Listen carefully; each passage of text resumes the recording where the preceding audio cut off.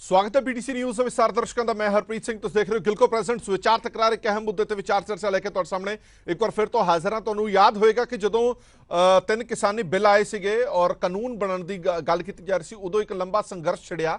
उस संघर्ष दौरान एक शर्त किसान जथेबंदियों की यह भी सी कि जिहड़ा बिल संशोधन बिल जिहड़ा बिजली सोध बिल 2022 लैके आंदा जा रहा वो ना लैके आया जाए और उस दे विच जिहड़ियां सोधां की गल की जा रही है वो सोधा ना कीतियां जाण। उस वेले सरकार ने भरोसा दवाया किसान जथेबंदियों नूं कि बिजली सोध बिल 2022 असीं नहीं लैके आवांगे, जे लैके आवांगे तो उस तो पहला विचार चर्चा होएगी। जिन्ने भी स्टेक होल्डर्स ने उन्हां नाल विचार चर्चा करन तो बाद उसनूं लैके आंदा जाएगा, लोक सभा दे विच, राज सभा दे विच रखा जाएगा, संसद दे विच रखा जाएगा। उस तो बाद ही कुछ फाइनल हो पाया तां ही वो सारियां गल्लां सिरे चढ़ पाणगीआं। पर बदकिस्मती दे नाल अजिहा नहीं हो पाया। संसद विच बिल पेश कर दिता गया और ये कहा जा रहा, विरोधी धिरां वालों सवाल चुके जा रहे हैं, किसान जथेबंदियों वालों सवाल चुके जा रहे हैं कि सीधा सीधा विश्वासघात हैगा लोकां दे नाल, आम लोकां दे नाल, किसान जथेबंदियों दे नाल, गरीबां दे नाल। दरअसल ये जिहड़ी लिस्ट कॉन्करेंट लिस्ट दे विच मुद्दा आंदा है, इस करके जरूरी हो जाता है कि जिन्ने भी स्टेक होल्डर्स ने, जिन्हां दे विच सूबा सरकारां भी शामिल ने, जिन्हां दे विच किसान जथेबंदियां भी शामिल ने, उन्हां दे नाल विचार वटांदरा करन तो बाद ही इस पूरे मुद्दे ते कोई राय जदों बन पाती तो इस ते कुछ किया जाना चाहिए सीगा। पर केंद्र सरकार वालों अजिहा नहीं किया गया, जिस तो बाद विरोधी धिरां वालों हुण सवाल चुकिया गया और सुनन दे विच आ रहा है कि हुण स्टैंडिंग कमेटी नूं इह जिहड़ा भेज दिता गया मसौदा, उस तो बाद फाइनल हो पाएगा कि इस दे विच की किया जाएगा, की नहीं किया जाएगा। हुण सवाल ये खड़ा होंदा कि इस बिल का विरोध क्यों हो रहा, जिवें किसानी बिलों का विरोध हो रहा सीगा उस तरह ही इस बिल का विरोध हो रहा। किसान जथेबंदियां ये कह रही ने कि यह बिल सीधा सीधा जमहूरी ते संघी हक्कां ते तां डाका मारदा ही मारदा है। इस तो इलावा निजीकरण वाल एक वड्डा कदम चुक्या जा रहा, जिस दे नाल सब तो वड्डी मार जिहड़ी है वो किसानां नूं पैण वाली है। सबसिडी ते मिलदी बिजली बंद हो सकती है। एक खदशे ने किसान जथेबंदियां दे, वो खदशे किन्ने को सही नहीं, अगे चर्चा दे विच लैके जावांगे। साडे नाल खास मेहमान जुड़े हुए हैं, पर सब तो पहला जान पछाण तो पहला फटाफट एक पंछी झात मरा देने हैं कि ये बिल है की है और की इस बिल दे विच सोधां रखियां गईयां ने। की है बिजली सोध बिल 2022। बिजली सोध बिल जरिए प्राइवेट कंपनियों को एक बिजली का वड्डा काम दिता जाएगा, ये दावे किए जा रहे हैं। ये वो दावे दस रहे हैं जो विरोधी तरह से किसान जथेबंदियां कर रही हैं। निजी कंपनियां किराए दे के इस्तेमाल कर सकणगियां। सरकारी बिजली वंड कंपनियां का बुनियादी ढांचा, मतलब बुनियादी ढांचा वही है, प्राइवेट कंपनियां यूज़ कर सकदियां ने। सोध बिल बिजली दरां दीयां वख-वख स्लैबां नूं हटाउण दी तजवीज़ भी दिंदा। ये दावा इस दे विच कीता जा रहा है। बिजली की कीमत पैदावार ते संचार की लागत उत्ते आधारित होवेगी कि जिन्नी पैदावार हुंदी है तो संचार उस ते आधारित करांगे। बिजली की लागत तय करने वेले सबसिडी शामिल नहीं की जाएगी। ये सब तो वड्डा खदशा जिहड़ा किसान जथेबंदियां नूं सता रहा। बिजली सोध बिल अनुसार किसानों नूं भरना पेगा सारा बिल, मगरों रियायत आएगी किसानों के खात्यां दे विच, जिहड़ी चर्चा काफ़ी लंबे समय तो चल रही है। सूबाई बिजली रैगूलेटर कमीशन के हथ बन्ने जाने का खदशा है। दावा यह किया जा रहा है कि हाई कोर्ट का साबका जज इस अथॉरिटी का चेयरमैन होगा। इस अथॉरिटी के कोल हक हकूक बड़े ने, राइट्स बड़े ने। बिजली की पैदावार, संचार ते वंड संबंधी सारे ही इकरार लागू करने के लिए अथॉरिटी के कोल सिविल कोर्ट वांगू हक हकूक होणगे। अथॉरिटी के कोल गिरफ्तार करन ते जेल भेजण तक का अधिकार होगा। इस अथॉरिटी के कोल इन्नियां नूं पावरां दित्तियां जा रही। किसी भी व्यक्ति या कंपनी की जायदाद जब्त करने का भी अधिकार होगा इस अथॉरिटी नूं, और ये दावे किए जा रहे हैं। दूजे पासे जेकर केंद्र सरकार का तर्क मनीए, तर्क की है, लॉजिक की है इस बिल नूं लियाउण संबंधी, वो भी तुहानूं दस दिंदे हां। केंद्र सरकार कहती कि देश के पेंडू इलाकों के खेती ट्यूबवैलों पर कोई मीटर नहीं है। अंकड़े इकट्ठे करने विच खासी दिक्कत आती है कि किस नूं असीं फ्री बिजली दे रहे हैं। लगभग सारिया सूबा सरकारां ते 80,000 करोड़ रुपए का आर्थिक बोझ है जिहड़ा वो मुफ्त बिजली करके पिया होया। सूबा सरकारां नहीं कर पाउंदियां समय सिर अदायगी, जिस दे कारण कलैप्स हो जाता सिस्टम। सरकार ते सबसिडी का बोझ घटाउण लई लागू की क्रॉस सबसिडी भी सनद लई वाधू बोझ साबित हो रही है। ये कहने का भाव यह है कि तुसीं एक सैक्टर नूं जदों सबसिडी दिंदे हो तो दूजी क्रॉस सबसिडी जिहदा खमियाजा भुगतना पैंदा वो उद्योग नूं भुगतना पैंदा है। इस मुद्दे ते विचार चर्चा लई साडा खास मेहमान ने अनिल सरीन साहब, सीनियर आगू ने पंजाब बीजेपी के साडे नाल जुड़े हुए हैं इस पूरे मुद्दे ते गलबात करने लई। अर्शप्रीत खडियाल साहब बुलारे ने पंजाब कांग्रेस से, चरणजीत सिंह बराड़ साहब बुलारे ने श्रोमणी अकाली दल के, रजिंदरदीप सिंह वाला उप प्रधान ने कीर्ति किसान यूनियन के, अजयपाल सिंह अटवाल जनरल सकत्तर PSPCL वो भी साडे नाल जुड़नगे। मैं शुरुआत रजिंदरदीप सिंह वाला होरां तो करते हैं, किसान आगू ने, क्योंकि किसानों के नाल ही ये वादा केंद्र सरकार ने किया सीगा। रजिंदरदीप सिंह वाला थोड़ा जा इतिहास के झरोखे च जाओ, पिछोकड़ सानू दसो कि इस मुद्दे ते कोई चर्चा हुई सी तुहाडी और सरकार ने यह मन्निया सी कि ਇਹ ਬਿੱਲ ਸੰਸਦ ਵਿੱਚ ਲਿਆਉਣ ਤੋਂ ਪਹਿਲਾਂ ਚਰਚਾ ਕੀਤੀ ਜਾਏਗੀ, ਸਾਰੇ ਸਟੇਕ ਹੋਲਡਰਸ ਦੇ ਨਾਲ ਇੱਕ ਮਤ ਬਣ ਪਾਏਗੀ ਤਾਂ ਸੰਸਦ 'ਚ ਲਿਆਵਾਂਗੇ। हाँ बिल्कुल हरप्रीत जी, जो दिल्ली मोर्चा फतेह होया 3 खेती कानून रद्द होए आ जी, उस तो बाद जिहड़ी MSP ते कमेटी बनाउण दा मामला सी जां किसानां ते देश भर च होए परचे वापस लैण दा मामला सी, तां जदों खेतीबाड़ी सैकटरी दे नाल अखीरली जिहड़ा उन्हें लिखती समझौता होया संजय अग्रवाल दे दस्तखत हेठ ने, ਉਹਦੇ ਵਿੱਚ ਉਹਨਾਂ ਨੇ ਲਿਖਤੀ ਜੋ ਸਾਨੂੰ ਚਿੱਠੀ ਦਿੱਤੀ ਉਹਦੇ 'ਚ ਬਕਾਇਦਾ ਲਿਖਿਆ ਕਿ ਜਿਹੜਾ ਬਿਜਲੀ ਸੋਧ ਬਿੱਲ ਜੇ ਲਿਆਂਦਾ ਜਾਊਗਾ ਜਿੰਨੇ ਸਟੇਕ ਹੋਲਡਰਸ ਨੇ, ਕਿਸਾਨ ਜਥੇਬੰਦੀਆਂ ਨੇ, SKM ਆ, ਉਹਨਾਂ ਦੇ ਨਾਲ ਜਿਹੜਾ ਬਕਾਇਦਾ ਗੱਲਬਾਤ ਕੀਤੀ ਜਾਊਗੀ। ਇਹ ਸਿਰਫ ਉਦੋਂ ਨਹੀਂ ਕਿਹਾ, ਅਸੀਂ ਲਗਭਗ 2 ਸਾਲਾਂ ਤੋਂ, ਕਿਉਂਕਿ ਪਹਿਲੀ ਵਾਰੀ ਬਿਜਲੀ ਸੋਧ ਬਿੱਲ 2020 ਚ ਇਹਨਾਂ ਨੇ ਲਿਆਉਣ ਦੀ ਕੋਸ਼ਿਸ਼ ਕੀਤੀ, ਉਹ ਲਗਾਤਾਰ ਜਿਹੜੀ ਲੰਬੀ ਲੜਾਈ ਸੀ ਜਿਹੜੀ ਚੱਲਦੀ ਰਹੀ ਤੇ ਦਿੱਲੀ ਅੰਦੋਲਨ ਦੇ ਦੌਰਾਨ 2 ਵਾਰੀ ਇਹਨਾਂ ਨੇ ਜਿਹੜਾ ਪਾਰਲੀਮੈਂਟ ਸੈਸ਼ਨ ਹੋਇਆ ਉਹਨੂੰ ਜਿਹੜਾ ਲਿਸਟ ਕੀਤਾ, ਪਰ ਬਾਅਦ ਦੇ ਵਿੱਚ ਉਹਨੂੰ ਟੇਬਲ ਜਿਹੜਾ ਸੀ ਨਹੀਂ ਕੀਤਾ। ਤੋਂ ਅਸੀਂ ਮੰਨ ਰਹੇ ਸੀ ਕਿ ਸਰਕਾਰ ਜਿਹੜੀ ਇਸ ਗੱਲ ਤੋਂ ਪਿੱਛੇ ਹਟ ਗਈ ਆ, ਪਰ ਸਰਕਾਰ ਹੁਣ ਜਿਹੜੀ ਆ ਵਾਅਦਾ ਖਿਲਾਫੀ ਕਰ ਰਹੀ ਹੈਗੀ ਆ, ਔਰ ਇਹਦੇ ਵਿੱਚ ਜਿੱਥੇ ਸੂਬਿਆਂ ਦਾ ਅਧਿਕਾਰ ਮਾਰਿਆ ਜਾ ਰਿਹਾ ਕਿਉਂਕਿ ਸੰਵਰਤੀ ਸੂਚੀ ਦਾ ਮਾਮਲਾ ਹੈਗਾ, ਔਰ ਇਹਦੇ ਤਹਿਤ ਨਾਲ ਦੀ ਨਾਲ ਹੀ ਜਿਹੜੀਆਂ ਸਬਸਿਡੀਆਂ ਨੇ ਸਿਰਫ ਕਿਸਾਨਾਂ ਦੇ ਖਿਲਾਫ ਨਹੀਂ ਜਾ ਰਿਹਾ, ਇਹ ਪਿੰਡੂ ਮਜ਼ਦੂਰਾਂ ਦੇ ਖਿਲਾਫ ਜਿਨ੍ਹਾਂ ਨੂੰ ਕੁਝ ਸੌ ਯੂਨਿਟ ਫ੍ਰੀ ਬਿਜਲੀ ਮਿਲਦੀ ਆ, ਤੇ ਸਾਰੇ ਖਪਤਕਾਰ, ਉਹ ਸ਼ਹਿਰੀ ਮੱਧ ਵਰਗਾ, ਪਿੰਡੂ ਮੱਧ ਵਰਗਾ, ਸਾਰੇ ਖਪਤਕਾਰ ਨੂੰ ਜਿਹੜੀ ਮਹਿੰਗੀ ਬਿਜਲੀ ਹੈਗੀ ਆ ਮਿਲਣੀ ਆ। क्रॉस सब्सिडी और सब्सिडी खत्म करके इंडस्ट्री ਨੂੰ ਸਸਤੀ ਬਿਜਲੀ ਦੇਣ ਦਾ ਔਰ ਲੋਕਾਂ ਨੂੰ ਮਹਿੰਗੀ ਬਿਜਲੀ ਦੇਣ ਵਾਲੇ ਪਾਸੇ ਸਰਕਾਰ ਜਿਹੜੀ ਆ ਵਧ ਰਹੀ ਹੈ। ਅੱਛਾ ਰਜਿੰਦਰਦੀਪ ਸਿੰਘ ਵਾਲਾ ਜਿਹੜਾ ਲੌਜਿਕ ਸਰਕਾਰ ਦੇ ਰਹੀ ਹੈ, ਜਿਹੜਾ ਲੌਜਿਕ ਸਰਕਾਰ ਦੇ ਰਹੀ ਹੈ, ਉਹ ਲੌਜਿਕ ਕਿੰਨਾ ਕੁ ਵਾਜਬ ਲੱਗਦਾ ਰਜਿੰਦਰਦੀਪ ਸਿੰਘ ਵਾਲਾ? ਇਹ ਸੋਧ ਬਿੱਲ 2020 ਤੋਂ ਲਟਕਦਾ ਆ ਰਿਹਾ ਤੇ ਹੁਣ 2022 ਦੇ ਰੂਪ 'ਚ ਪੇਸ਼ ਹੋ ਗਿਆ। ਇਹਦੇ 'ਚ ਜਿਹੜਾ ਡਿਸਟ੍ਰੀਬਿਊਸ਼ਨ ਦਾ ਸੈਕਟਰ ਸੀਗਾ, ਜਿਹੜਾ ਬਿਜਲੀ ਵੰਡ ਦਾ ਸੈਕਟਰ ਵੀ ਸੀਗਾ, ਉਹਨੂੰ ਵੀ ਜਿਹੜਾ ਮੁਕੰਮਲ ਰੂਪ ਦੇ ਵਿੱਚ ਨਿੱਜੀਕਰਨ ਕਰਨ ਜਾ ਰਹੇ ਆ, ਜਿਸ ਕਰਕੇ ਆਮ ਖਪਤਕਾਰਾਂ ਨੂੰ ਜਿਹੜੀ ਬਿਜਲੀ ਹੈਗੀ ਆ ਮਹਿੰਗੀ ਜਿਹੜੀ ਆ ਮਿਲੂਗੀ।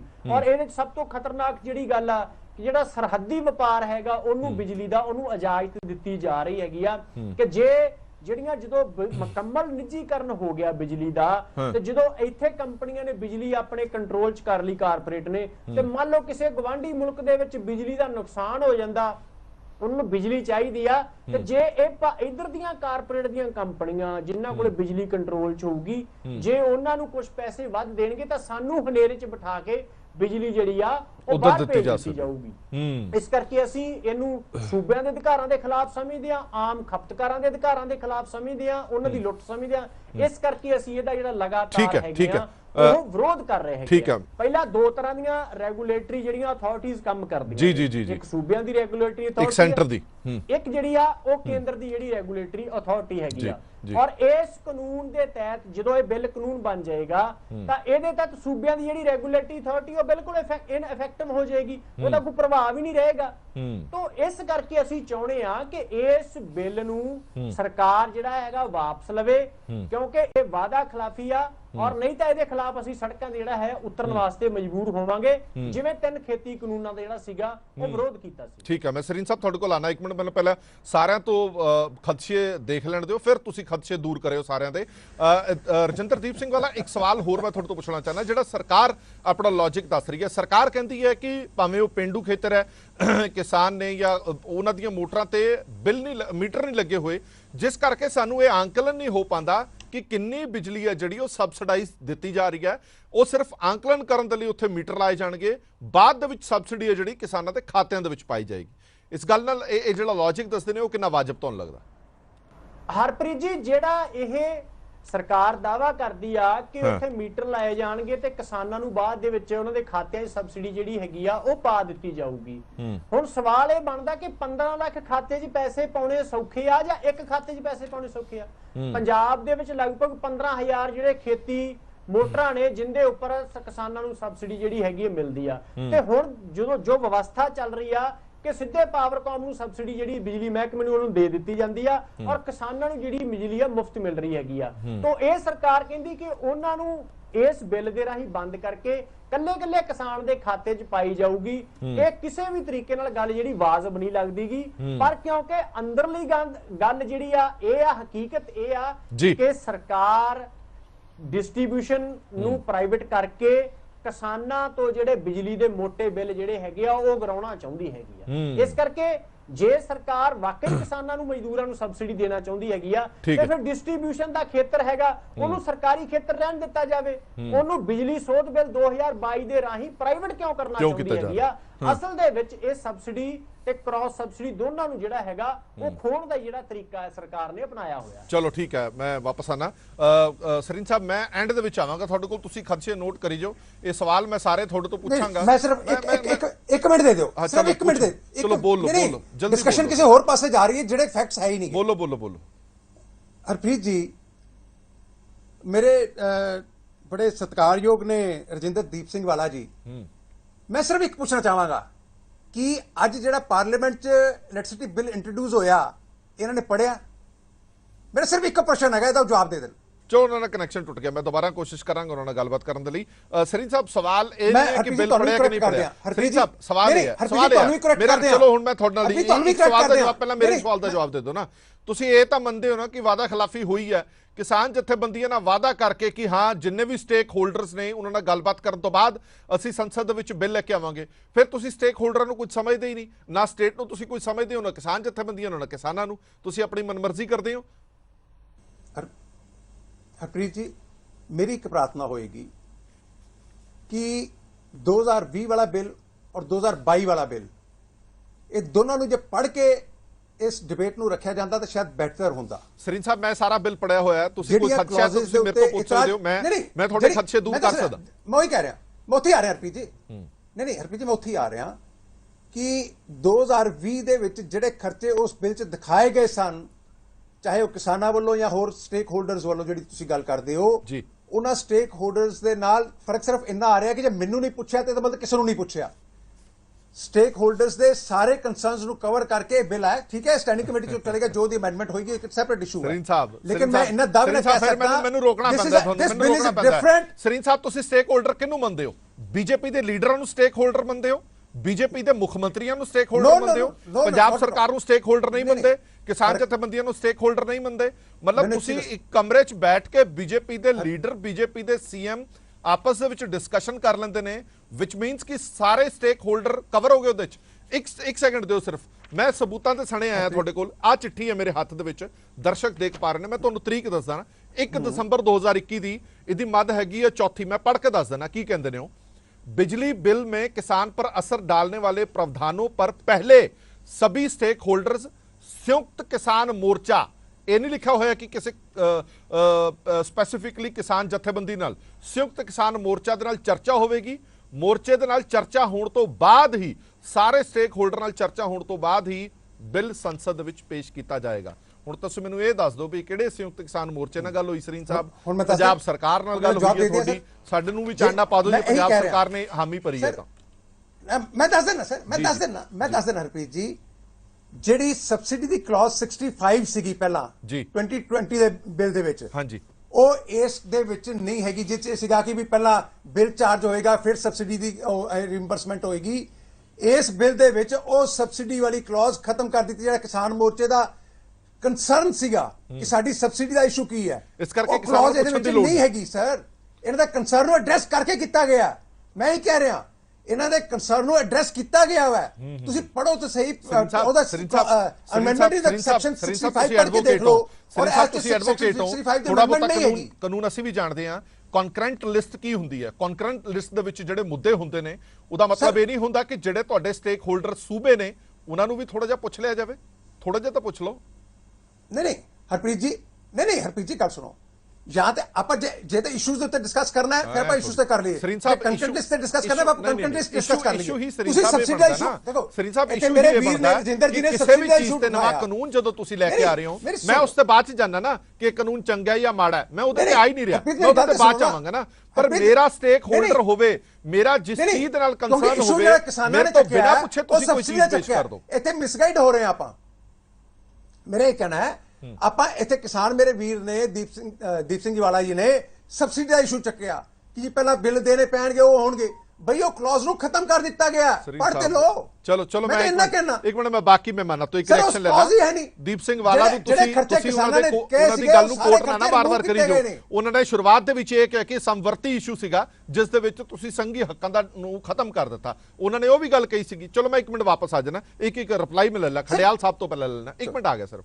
ਖੜਿਆਲ ਸਾਹਿਬ, ਅਨਿਲ ਸਰੀਨ ਸਾਹਿਬ ਦਾ ਲੌਜਿਕ ਇਹ ਹੈ, ਤਰਕ ਇਹ ਹੈ ਕਿ ਜਿਸ ਤੇ ਆਪੱਤੀ ਸੀ, ਜਿਸ ਤੇ ਕਿਸਾਨ ਜਥੇਬੰਦੀਆਂ ਨੂੰ ਖਦਸ਼ਾ ਸੀ, ਉਹ ਸੀ ਜਦ ਮੱਦ ਹੀ ਹਟਾ ਦਿੱਤੀ, ਫਿਰ ਕਿਸਾਨ ਜਥੇਬੰਦੀਆਂ ਤੋਂ ਪੁੱਛਣ ਦੀ ਕੀ ਲੋੜ ਹੈ?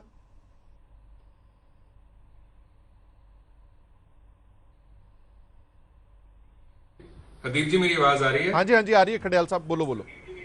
हाँ जी आ रही है। जी जी देखो, नंबर 1 जरूरत ਇਹ ਹੈ ਕਿ ਜਦੋਂ ਬੀਜੇਪੀ ਨੇ ਕਿਸਾਨਾਂ ਦਾ 1 ਸਾਲ ਖਰਾਬ ਕੀਤਾ ਸੀਗਾ, 700 ਕਿਸਾਨ ਸ਼ਹੀਦ ਕਰਵਾਏ ਸੀ ਤੇ ਉਸ ਤੋਂ ਬਾਅਦ ਮਾਫੀ ਮੰਗੀ ਸੀ ਤੇ ਬੀਜੇਪੀ ਨੇ 6 ਵਾਅਦੇ ਕੀਤੇ ਸੀਗੇ ਕਿਸਾਨਾਂ ਨਾਲ ਵੀ ਤੁਹਾਡੀਆਂ ਡਿਮਾਂਡਸ ਪੂਰੀਆਂ ਹੋ ਜਾਣਗੀਆਂ।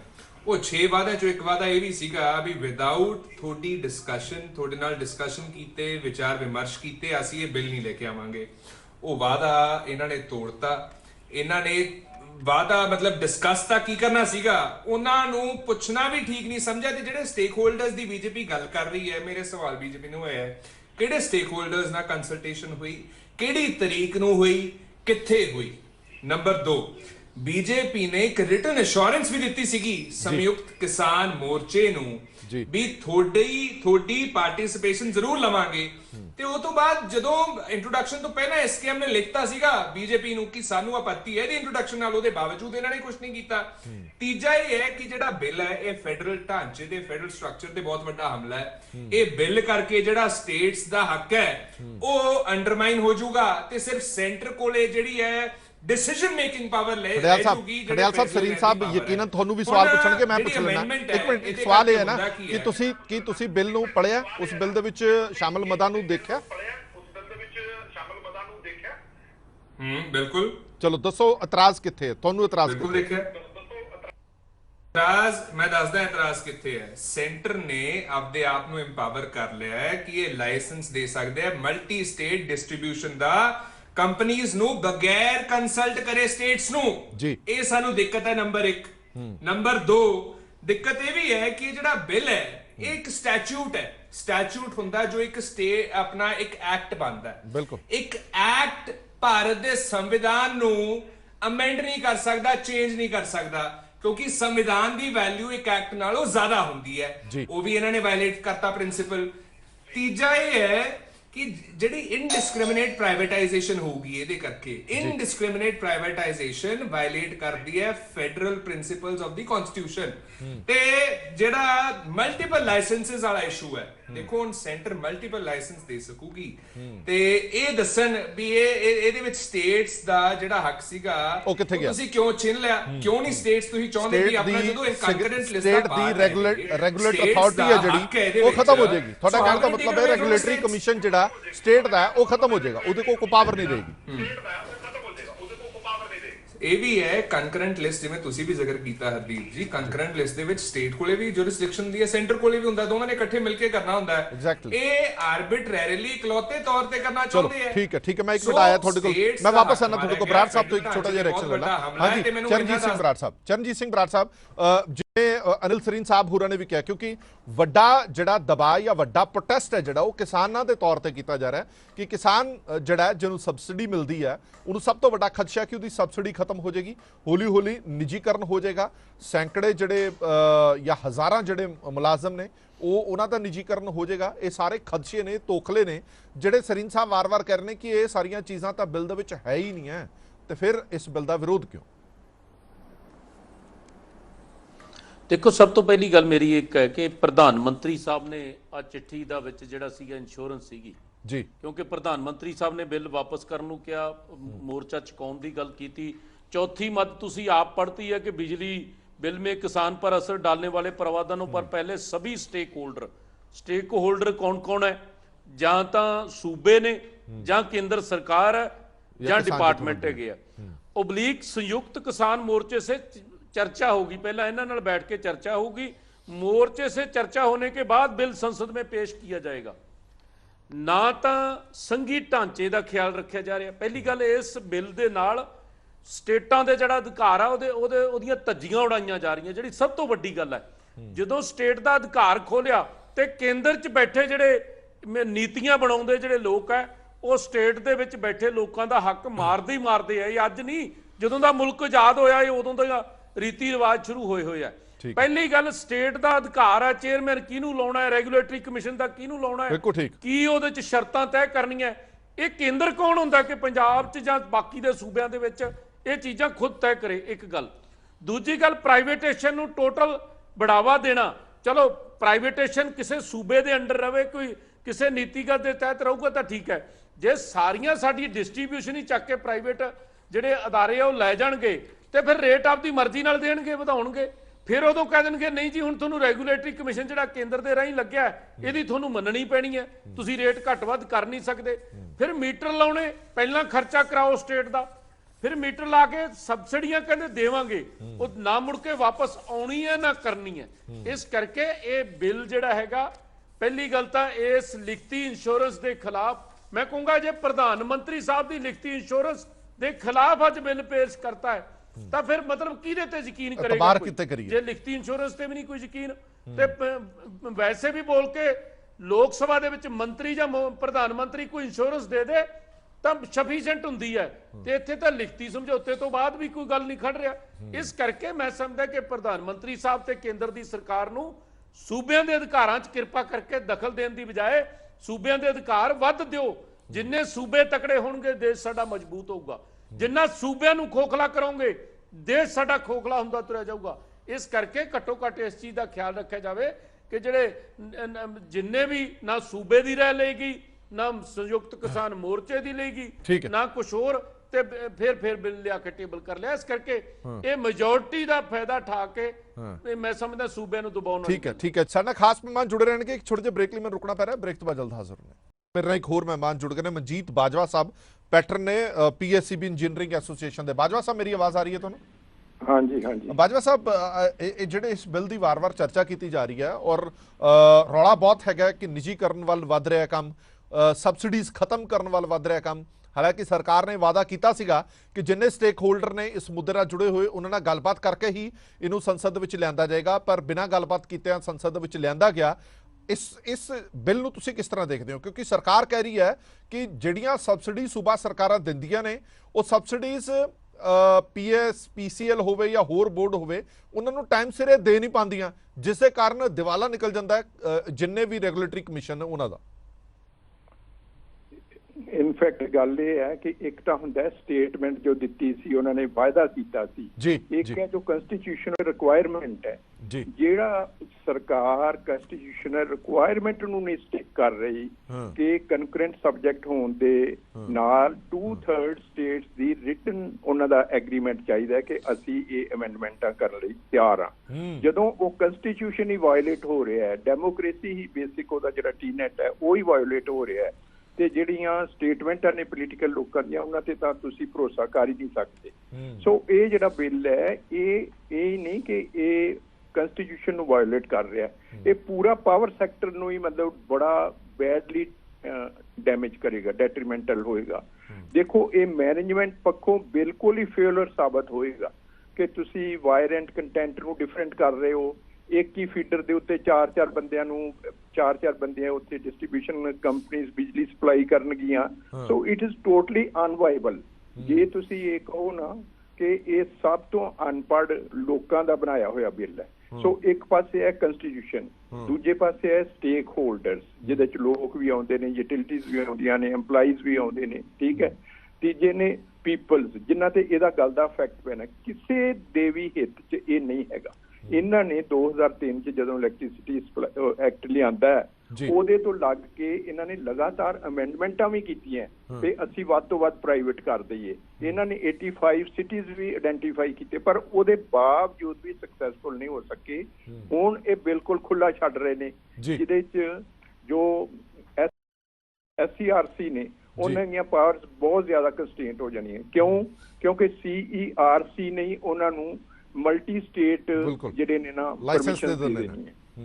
ਸੋ ਸੈਕੰਡਲੀ ਉਹਦੇ ਚ ਇਹ ਵੀ ਨਹੀਂ ਜ਼ਰੂਰੀ ਵੀ SCRC ਇਹਨਾਂ ਨੂੰ ਲਾਇਸੈਂਸ ਦੇ, ਜੋ ਫਾਈਲ ਵੀ ਕਰ ਦਿੰਦੇ ਨੇ, ਅਪਲਾਈ ਵੀ ਕਰ ਦਿੰਦੇ ਨੇ ਤੇ 65 ਦਿਨਾਂ ਬਾਅਦ ਉਹ ਸਮਝਿਆ ਜਾਏਗਾ ਕਿ ਇਹਨਾਂ ਨੂੰ ਆਗਿਆ ਮਿਲ ਗਈ ਹੈ। ਸੋ ਇਹ ਬਿਲਕੁਲ ਹੌਜ ਪੌਚ ਹੈ। ਆਈ ਵੁੱਡ ਸੇ ਕਿ it's playing with the country, it's playing with the power sector. ਤੁਸੀਂ ਰਿਕਾਲ ਕਰੋਗੇ ਕਿ ਜਦੋਂ ਨਵਾਂ ਕਨਸਟੀਟਿਊਸ਼ਨ ਬਣਿਆ ਆਪਣਾ ਇੰਡੀਆ ਦਾ, ਉਹਦੇ ਨਾਲ ਹੀ ਇਲੈਕਟ੍ਰਿਸਿਟੀ ਸਪਲਾਈ ਐਕਟ 48 ਆਇਆ ਸੀ। ਸੋ ਜਿਹੜੇ ਲੋਕ ਆਰਕੀਟੈਕਟਸ ਸੀ ਕਨਸਟੀਟਿਊਸ਼ਨ ਦੇ, ਉਹਨਾਂ ਨੇ ਇਹ ਬਿੱਲ ਬਣਾਇਆ ਸੀ, ਪਰ ਇਹਨਾਂ ਨੇ ਉਸ ਪਬਲਿਕ ਸੈਕਟਰ ਤੋਂ ਹਟ ਕੇ ਜਦੋਂ ਤੋਂ ਹੀ private right from Orissa and Delhi ਸ਼ੁਰੂ ਕੀਤਾ, ਦੇ ਹੈਵ ਫੇਲਡ ਐਵਰੀਵੇਅਰ। ਸੋ ਇਸ ਕਰਕੇ ਸਭ ਤੋਂ ਵੱਡੀ ਗੱਲ ਹੈ ਕਿ ਪ੍ਰੋਫੈਸ਼ਨਲਸ ਨੂੰ ਕੰਸਲਟ ਨਹੀਂ ਕੀਤਾ। Who are the best people, who are the best power man who know the sector. ਜਿਹੜੇ ਲੋਕ ਸੈਕਟਰ ਨੂੰ ਜਾਣਦੇ ਨਹੀਂ, ਜਿਨ੍ਹਾਂ ਨੂੰ ਡਿਸਟ੍ਰੀਬਿਊਸ਼ਨ ਹੀ ਨਹੀਂ ਪਤਾ, ਤਾਂ ਇੱਕ ਫੀਡਰ ਤੇ 4 ਬੰਦੇ, ਉਹਦੇ ਤੇ cross subsidy. So it will be a very very bad. ਚਲੋ ਠੀਕ ਹੈ ਬਾਜਵਾ ਸਾਹਿਬ, ਇੱਕ ਮਿੰਟ ਮੈਂ ਆਇਆ ਸਰੀਨ ਸਾਹਿਬ ਤੋਂ ਹੁਣ ਰਿਐਕਸ਼ਨ ਲੈ ਲੈਣਾ। ਸਰੀਨ ਸਾਹਿਬ ਇਹ ਸਟੇਕ ਹੋਲਡਰ ਨੇ, ਮਤਲਬ ਦਿਸ ਇਜ਼ ਜੀ ਮੈਂ ਇੱਕ ਮਿੰਟ ਆਇਆ ਤੁਹਾਡੇ ਕੋਲ ਵਾਪਸ। ਸਰੀਨ ਸਾਹਿਬ ਤੁਸੀਂ ਸੁਣ ਲਿਆ, ਭਾਵੇਂ ਉਹ ਕਿਸਾਨ ਜਥੇਬੰਦੀਆਂ ਹੋਣ ਜਾਂ PSCB ਦੇ ਹੋਣ, PSPCL ਦੇ ਮੁਲਾਜ਼ਮ ਵੀ ਇਸ ਗੱਲ ਦਾ ਵਿਰੋਧ ਕਰ ਰਹੇ ਨੇ ਈਵਨ ਕਿ ਇਹ ਜਿਹੜਾ ਤੁਸੀਂ ਬਿੱਲ ਲੈ ਕੇ ਆ ਰਹੇ ਹੋ, ਇਹ ਸਿੱਧਾ ਨਿੱਜੀਕਰਨ ਵੱਲ ਤਾਂ ਵੱਧ ਹੀ ਰਿਹਾ, ਪਰ ਇਹ ਸਾਰਾ ਕਲੈਪਸ ਕਰ ਜਾਏਗਾ ਸਿਸਟਮ ਜੇਕਰ ਤੁਸੀਂ ਇਦਾਂ ਦੇ ਹੱਕ ਹਕੂਕ ਹੈ ਜਿਹੜੇ ਉਹ ਪ੍ਰਾਈਵੇਟ ਖੇਤਰਾਂ ਨੂੰ ਦੇ ਦਿੱਤੇ। ਮਤਲਬ ਇੱਥੋਂ ਤੱਕ ਵੀ ਹੱਕ ਹੋਏਗਾ ਉਸ ਅਥਾਰਟੀ ਨੂੰ ਕਿ ਜੇਕਰ ਕਿਸੇ ਨੇ ਬਿੱਲ ਨਹੀਂ ਭਰਿਆ ਤਾਂ ਉਸ ਨੂੰ ਜੇਲ੍ਹ ਤੱਕ ਪਹੁੰਚਾ ਸਕਦੇ ਨੇ। ਇਹ ਅਥਾਰਟੀ ਨੂੰ ਰਾਈਟਸ ਇੰਨੇ ਦਿੱਤੇ ਜਾ ਰਹੇ ਨੇ। ਇਹ ਕਿੱਥੋਂ ਤੱਕ ਜਾਇਜ਼ ਲੱਗਦਾ ਤੁਹਾਨੂੰ? ਨਹੀਂ ਹਰਪ੍ਰੀਤ ਜੀ, ਗੱਲ ਇਹ ਹੈ ਕਿ ਕੋਈ ਵੀ ਇੱਕ ਸਿਸਟਮ ਹੁੰਦਾ ਉਹ 'ਚ ਇੰਪਰੂਵਮੈਂਟ ਦੇ ਚਾਂਸਸ ਤੇ ਹਮੇਸ਼ਾ ਰਹਿੰਦੇ ਨੇ, ਔਰ ਇੰਪਰੂਵਮੈਂਟ ਵੱਲ ਕਰਨਾ ਵੀ ਚਾਹੀਦਾ, ਸਾਨੂੰ ਰਿਫਾਰਮਸ ਲਿਆਣੇ ਵੀ ਚਾਹੀਦੇ ਨੇ। ਬਿਲਕੁਲ ਠੀਕ ਹੈ। ਜੇ ਇਲੈਕਟ੍ਰਿਸਿਟੀ ਰਿਫਾਰਮਸ ਨਹੀਂ ਆਣਗੇ ਤੇ ਅਸੀਂ ਐਸੇ ਜਿਹੜੇ ਗਦੀ ਗੇਟ 'ਚ ਹੁਣ ਫਸੇ ਹੋਏ ਆ ਕਿ ਕਦੀ ਪਾਵਰ ਆ ਗਈ ਨਹੀਂ ਆਈ ਨਾ ਸਹੀ, ਇਹ ਚੀਜ਼ਾਂ ਨਹੀਂ ਹੋ ਪਾਣਗੀਆਂ। ਪਾਵਰ ਰਿਫਾਰਮਸ ਹੋਣੇ ਬਹੁਤ ਲਾਜ਼ਮੀ ਨੇ। Number 1, one nation one grid. ਜੇ ਤੁਹਾਡੇ ਕੋਲੇ ਇੱਕ ਪ੍ਰਦੇਸ਼ ਦੇ ਵਿੱਚ ਇਲੈਕਟ੍ਰਿਸਿਟੀ ਦੀ ਕਮੀ ਹੈ, ਦੂਸਰੇ ਪ੍ਰਦੇਸ਼ ਵਿੱਚ ਸਰਪਲਸ ਪਈ ਹੈ, ਤੇ ਇਹਦਾ ਜਿਹੜਾ ਵਨ ਨੇਸ਼ਨ ਵਨ ਗ੍ਰਿਡ ਦੇ ਹਿਸਾਬ ਨਾਲ ਜਿੱਥੇ ਲੋੜ ਹੈਗੀ ਆ ਉੱਥੇ ਪਾਵਰ ਇਮੀਡੀਏਟਲੀ ਪਹੁੰਚ ਸਕੇ, ਇੱਕ ਸਿਸਟਮ ਬਣੇਗਾ ਜਿਹਦੇ ਨਾਲ ਸਾਰੇ ਦੇਸ਼ ਨੂੰ ਫਾਇਦਾ ਹੋਏਗਾ। ਨੰਬਰ 3, ਜਦੋਂ ਕੰਪੀਟੀਸ਼ਨ ਹੋਏਗਾ, ਮੈਂ ਇੱਕ ਛੋਟੀ ਜਿਹੀ ਐਗਜ਼ਾਮਪਲ ਦੇਣਾ ਜੀ। ਜਦੋਂ ਮੋਬਾਈਲ ਫੋਨ ਸ਼ੁਰੂ ਹੋਏ ਸਨ, ਇੱਕ ਕੰਪਨੀ ਆਈ ਸੀ ਤੇ ਰੇਟ ਕਿੰਨਾ ਸੀਗਾ। ਜਦੋਂ ਜ਼ਿਆਦਾ ਕੰਪਨੀਆਂ ਆ ਗਈਆਂ ਤੇ ਤੁਸੀਂ ਅੱਜ ਲਾ ਲਓ ਕਾਲ ਦੇ ਚਾਰजेस ਕਿੰਨੇ ਘਟ ਗਏ। ਸਰੀਨ ਸਾਹਿਬ BSNL ਦਾ ਕੀ ਹਾਲ ਹੋ ਗਿਆ? BSNL ਦਾ ਕੀ ਹਾਲ ਹੋ ਗਿਆ? ਮੈਂ ਇੱਕ ਮਿੰਟ ਗੱਲ ਸੁਣ ਲੈ। ਨਹੀਂ ਇਹ ਵੀ ਤਾਂ ਦੇਖੋ ਨਾ, BSNL ਕਿੱਥੇ ਲੱਭਦੀ ਹੈ? ਕੰਪੀਟੀਸ਼ਨ ਦਾ ਯੁੱਗ ਹੈ, you have to upgrade yourself. ਇਹ ਕੰਪੀਟੀਸ਼ਨ ਦਾ ਯੁੱਗ ਹੈ, ਆਪਣੇ ਆਪ ਨੂੰ ਅਪਡੇਟ ਕਰਨਾ ਪਏਗਾ ਤੁਹਾਨੂੰ। ਇਹ ਨਹੀਂ ਹੈ ਕਿ ਜੇ ਸਰਕਾਰ ਦੀ ਨੌਕਰੀ 'ਚ ਆ ਗਏ ਤਾਂ ਆਪਾਂ ਉਹਨੂੰ ਅਪਗ੍ਰੇਡ ਨਹੀਂ ਕਰਨਾ। ਇਹ ਆਪਾਂ ਨੂੰ ਸਾਰਿਆਂ ਦੀ ਜ਼ਿੰਮੇਵਾਰੀ ਬਣਦੀ ਹੈ ਕਿ ਸਮੇਂ ਦੇ ਅਨੁਸਾਰ ਜਿਹੜੀ ਡਿਵੈਲਪਮੈਂਟ ਰਿਫਾਰਮਸ ਆਉਂਦੇ ਰਹਿਣ। ਸਰਕਾਰੀ ਵਿਭਾਗ ਖਤਮ ਹੋ ਜਾਣ ਹੋਏਗਾ, ਸਸਤੀ ਬਿਜਲੀ ਮਿਲੇਗੀ, ਸਰਕਾਰੀ ਸੰਸਥਾਵਾਂ ਖਤਮ ਹੋ ਜਾਣ। ਮੈਂ ਖਤਮ ਦੀ ਗੱਲ ਹੀ ਨਹੀਂ ਕਰ ਰਿਹਾ। ਮੈਂ ਤਾਂ ਸਰਕਾਰ ਨੇ ਤਾਂ ਹੁਣ ਵੀ BSNL ਨੂੰ 1500 ਕਰੋੜ ਰੁਪਏ ਦਿੱਤਾ ਉਹਨੂੰ ਖੜਾ ਕਰਨ ਵਾਸਤੇ।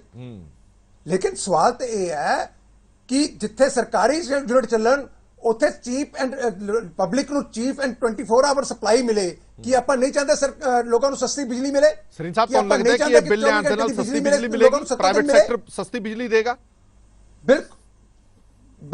ਬਿਲਕੁਲ ਜਦੋਂ ਕੰਪੀਟੀਸ਼ਨ ਹੋਏਗਾ ਤੇ ਸਸਤੀ ਹੋਏਗੀ ਬਿਜਲੀ। ਸਰ ਇਹ ਇੱਕ ਇਕਨੋਮੀ ਦਾ ਅਸੂਲ ਹੈ, ਜਿੱਥੇ ਕੰਪੀਟੀਸ਼ਨ ਹੋਏਗਾ ਉੱਥੇ ਬਿਜਲੀ ਵੀ ਸਸਤੀ ਮਿਲੇਗੀ। ਨੰਬਰ 2, ਇਹਦੇ ਚ ਵੀ ਤੁਸੀਂ ਜੇ ਪ੍ਰੋਪਰਲੀ ਸਾਰਾ ਬਿੱਲ ਸਰ ਅਮੈਂਡਮੈਂਟ ਪੜ੍ਹੀ ਹੋਵੇ, ਹਾਂਜੀ ਇਹਦੇ ਰੇਟਸ ਤੈਅ ਕਰਨੇ ਸਟੇਟ ਵਾਈਜ਼ ਜਿਹੜੇ ਹੈਗੇ ਨੇ, ਉਹਦੇ ਸਟੇਟ ਕੋਲ ਵੀ ਅਧਿਕਾਰ ਨੇ, ਉਹਦੇ ਜਿਹੜਾ ਰੈਗੂਲੇਟਰੀ ਕਮਿਸ਼ਨ ਹੈਗਾ ਉਹ ਕਰੇਗਾ। ਨੰਬਰ 2, ਜਿਹੜੀ ਗੱਲ ਮੈਂ ਪਹਿਲਾਂ ਕਰ ਰਿਹਾ ਸੀਗਾ, ਜਿੱਥੇ ਤੱਕ ਸਾਡੇ ਕਿਸਾਨ ਵੀਰਾਂ ਦਾ ਸਬਸਿਡੀ ਦਾ ਇਸ਼ੂ ਸੀਗਾ, ਮੈਂ ਪਹਿਲਾਂ ਦੱਸ ਦਿੱਤਾ, ਜਿੰਨੇ ਉਹਨਾਂ ਦੇ ਕੰਸਰਨ ਸੀਗੇ, ਜਿਹੜੇ ਉਹਨਾਂ ਨੇ ਉਸ ਵੇਲੇ ਗੱਲਬਾਤ ਉਠਾਏ ਸਨ, ਉਹ ਸਾਰੇ ਦੇ ਸਾਰੇ concern address S amended bill ਦੇ ਵਿੱਚ ਹੋ ਚੁੱਕੇ ਨੇ। ਸਰੀਨ ਸਾਹਿਬ ਸਾਰੇ ਦੇ ਸਾਰੇ। ਹੁਣ ਮੇਰੇ ਵੀਰ ਕਹਿ ਰਹੇ ਸੀ ਜੀ ਉਹ ਪਹਿਲਾਂ ਇੱਕ ਮਿੰਟ ਮੇਰੀ ਗੱਲ ਪੂਰੀ ਕਰ ਲੈਂਦੇ, ਜੋ ਪ੍ਰਸ਼ਨ ਦਿਓਗੇ ਮੈਂ ਜਵਾਬ ਦੂੰਗਾ ਤੁਹਾਡਾ। ਮੇਰੀ ਜਵਾਬਦੇਹੀ ਬਣਦੀ ਹੈ ਤੁਹਾਨੂੰ ਜਵਾਬ ਦੇਣਾ। ਜੀ ਬੋਲੋ। ਮੇਰਾ ਇਹ ਕਹਿਣਾ ਹੈ, ਇਹਨਾਂ ਕਹਿੰਦੇ ਪਹਿਲਾਂ ਜੀ ਹੁਣ ਬਿੱਲ ਲੱਗ ਜੂਗਾ ਜੀ, ਬਿੱਲ ਆਣਗੇ, ਬਿੱਲ ਦਊਗਾ ਜੀ, ਫਿਰ ਸਬਸਿਡੀ ਦੇਣਗੇ। ਇੱਥੋਂ ਪਤਾ ਲੱਗਦਾ ਹੈ ਕਿ ਜਿਹੜੇ ਮੇਰੇ ਸਾਥੀ ਇੱਥੇ ਚਰਚਾ ਕਰਦੇ ਪਏ ਨੇ ਉਹ ਬਿੱਲ ਨੂੰ ਪੜ੍ਹ ਕੇ ਹੀ ਨਹੀਂ ਆਏ। ਬਈ ਇਹਦੇ ਚ ਬੜਾ ਜੋ ਪਹਿਲਾ ਸਬਸਿਡੀ ਦਾ ਸਿਸਟਮ ਚੱਲਦਾ ਪਿਆ ਉਹੀ ਸਿਸਟਮ ਚੱਲੇਗਾ। ਸਟੇਟ ਜਿੰਨੀ ਸਬਸਿਡੀ ਦੇਣੀ ਚਾਹੇ ਦੇ ਸਕਦੀ ਹੈ, ਨਾ ਦੇਣੀ ਚਾਹੇ ਨਾ ਦੇਵੇ, ਵਧਾਣੀ ਚਾਹੇ ਵਧਾ ਲਵੇ। ਇਹ ਸਾਰੀਆਂ ਜਿਹੜੀਆਂ ਚੀਜ਼ਾਂ ਨੇ ਉਹਦੇ ਵਿੱਚ ਹੈ ਹੀ ਨਹੀਂ ਹੈ, ਜਿਹੜੀ ਐਪਰੀਹੈਂਸ਼ਨਸ ਕਰ ਰਹੇ ਨੇ। ਠੀਕ ਹੈ ਔਰ ਸਵਾਲ ਉਹੀ ਹੈ, ਬਿਨਾਂ ਪੜ੍ਹੇ ਆਪਾਂ ਵਿਰੋਧ ਕਰਨਾ, ਆਪਾਂ ਵਿਰੋਧ ਕਰਨਾ ਸ਼ੁਰੂ ਕਰ ਦਈਏ। ਮੇਰੀ ਪ੍ਰਾਰਥਨਾ ਹੈ, ਤੁਹਾਡੀਆਂ ਗੱਲਾਂ ਤੋਂ ਐ ਲੱਗ ਰਿਹਾ ਕਿ ਇਹ ਜਿਹੜਾ ਬਿੱਲ ਹੈ ਚਲੋ ਮੈਨੂੰ ਤੁਸੀਂ ਦੱਸ ਦਿਓ, ਦਰਸ਼ਕ ਵੀ ਜਾਣਨਾ ਚਾਹੁੰਦੇ ਨੇ। ਮੈਂ ਅਨਿਲ ਸਰੀਨ ਸਾਹਿਬ ਦੀ ਜ਼ਬਾਨੀ ਸੁਣਨਾ ਚਾਹਨਾ, ਇਸ ਬਿੱਲ ਦੀ ਲੋੜ ਕਿਉਂ ਪਈ? ਇਸ ਬਿੱਲ ਦੀ ਜ਼ਰੂਰਤ ਇਸ ਕਰਕੇ ਤੁਸੀਂ ਕਹਿ ਰਹੇ ਹੋ ਕਿ ਲੋਕਾਂ ਨੂੰ ਮੁਫਤ ਬਿਜਲੀ ਮਿਲੇ ਜਾਂ ਸਸਤੀ ਬਿਜਲੀ ਮਿਲੇ? ਮੁਫਤ ਤਾਂ ਨਹੀਂ, ਸਸਤੀ ਬਿਜਲੀ ਮਿਲੇ, ਇਸ ਕਰਕੇ ਤੁਸੀਂ ਇਹ ਅਮੈਂਡਮੈਂਟ ਕਰਨਾ ਚਾਹੁੰਦੇ ਹੋ? ਇਹੀ ਸਭ ਤੋਂ ਵੱਡਾ ਕਾਰਨ ਹੈ? ਬਿਲਕੁਲ। ਦੇਖੋ, ਇਲੈਕਟ੍ਰਿਸਿਟੀ ਰਿਫਾਰਮਸ ਹੋਣੇ ਚਾਹੀਦੇ ਨੇ, ਲੋਕਾਂ ਨੂੰ ਸਸਤੀ ਬਿਜਲੀ ਮਿਲਣੀ ਚਾਹੀਦੀ ਹੈ, 24 ਘੰਟੇ 24/7 ਬਿਜਲੀ ਮਿਲਣੀ ਚਾਹੀਦੀ ਹੈ, ਇਹ ਲੋਕਾਂ ਦਾ ਅਧਿਕਾਰ ਹੈ। ਚਲੋ ਹੁਣ ਤੁਸੀਂ ਅਸੀਂ ਸਰਕਾਰਾਂ ਚਾਹੇ ਸਾਡੀ ਜ਼ਿੰਮੇਵਾਰੀ ਨਹੀਂ ਬਣਦੀ ਕਿ ਅਸੀਂ ਲੋਕਾਂ ਨੂੰ ਸਸਤੀ 24/7 ਬਿਜਲੀ ਦਈਏ। ਆਪਾਂ ਨਿੱਜੀਕਰਨ ਵੱਲ ਵੱਧ ਰਹੇ ਹਾਂ, ਨਹੀਂ ਤਾਂ ਬੀਜੇਪੀ ਦੇ ਬੁਲਾਰੇ ਇਸ ਗੱਲ ਤੋਂ ਇਨਕਾਰ ਕਰਦੇ ਨੇ ਕਿ ਕੋਈ ਨਿੱਜੀਕਰਨ ਨਹੀਂ ਅਸੀਂ ਕਰ ਰਹੇ, ਨਿੱਜੀਕਰਨ ਵੱਲ ਵੱਧ ਰਹੇ ਨਾ, ਫਿਰ ਆਪਾਂ ਇਹ ਤਾਂ ਮੰਨ ਰਹੇ ਨਾ ਆਪਾਂ। ਕਿਹਦਾ? ਨਹੀਂ ਤੁਸੀਂ ਜਿਹੜੀ ਸੱਚਾਈ ਹੈ ਮੈਂ ਉਸ ਤੋਂ ਕਿਵੇਂ ਕਰ ਸਕਦਾ? ਤੁਸੀਂ ਕਹਿ ਰਹੇ ਹੋ ਕਿ ਕੰਪੀਟੀਸ਼ਨ ਹੋਣਾ ਚਾਹੀਦਾ ਹੈ, ਪ੍ਰਾਈਵੇਟ ਸੈਕਟਰ ਨੂੰ ਆਣਾ ਚਾਹੀਦਾ ਹੈ। ਮੈਂ ਤਾਂ ਸਿਰਫ ਇਹ ਪੁੱਛ ਰਿਹਾ ਕਿ ਪ੍ਰਾਈਵੇਟ ਸੈਕਟਰ ਆ ਰਿਹਾ ਤਾਂ ਉਹਦਾ ਨਿੱਜੀਕਰਨ ਹੋ ਰਿਹਾ। ਠੀਕ ਹੈ, ਮੈਨੂੰ ਇੱਕ ਗੱਲ ਦਾ ਜਵਾਬ। 1 ਮਿੰਟ ਆਇਆ। ਮਨਜੀਤ ਸਿੰਘ ਰਾਏ ਮੇਰੇ ਨਾਲ ਜੁੜ ਗਏ ਨੇ। ਮਨਜੀਤ ਸਿੰਘ ਰਾਏ, ਸਭ ਤੋਂ ਵੱਡਾ ਖਦਸ਼ਾ ਜਿਹੜਾ ਕਿਸਾਨ ਜਥੇਬੰਦੀਆਂ ਦਾ, ਸਰੀਨ ਸਾਹਿਬ ਕਹਿੰਦੇ ਨੇ ਉਹ ਅਸੀਂ ਪਹਿਲਾਂ ਹੀ ਦੂਰ ਕਰ ਦਿੱਤਾ ਕਿ ਸਬਸਿਡੀ ਬੰਦ ਨਹੀਂ ਹੋਏਗੀ, ਅਸੀਂ ਸਬਸਿਡੀ ਬੰਦ ਨਹੀਂ ਕਰਾਂਗੇ। ਹੁਣ ਤੁਹਾਨੂੰ ਕੋਈ ਇਤਰਾਜ਼ ਹੈਗਾ ਹੋਰ?